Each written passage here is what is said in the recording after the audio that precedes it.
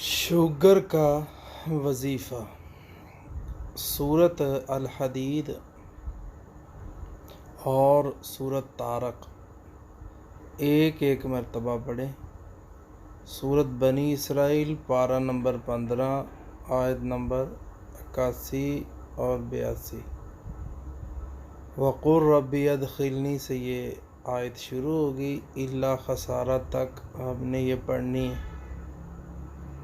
ہاتھوں پہ پھونک مار کے جسم پہ مل لیں، یا اس کے علاوہ آپ پانی پہ دم کر سکتے ہیں، پانی پہ دم کر کے پی لیں۔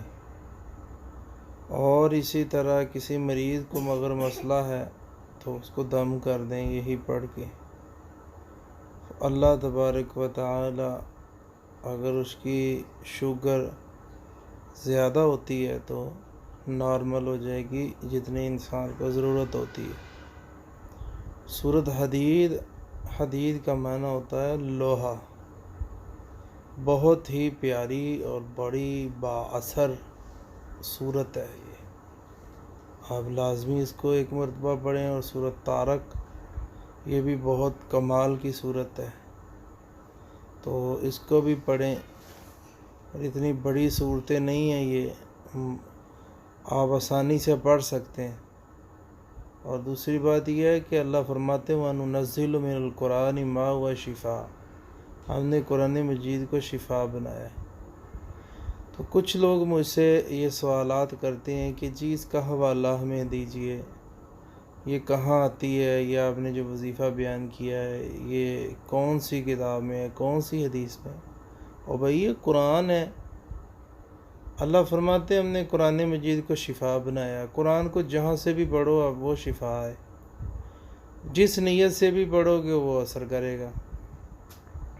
یہ شوگر، ہیپاٹائٹس، یرکان، یہ ہمارے لیے بڑی بڑی موذی امراض ہیں، اللہ کے سامنے تو کچھ بھی نہیں ہے۔ آپ قرآن پڑھیں، پڑھ کے پانی پہ دم کریں، پئیں، یقین کے ساتھ پڑھیں اور اللہ پہ توکل کریں، حرام سے بچیں، حلال کھائیں اور چغلی غیبت مت سنیں۔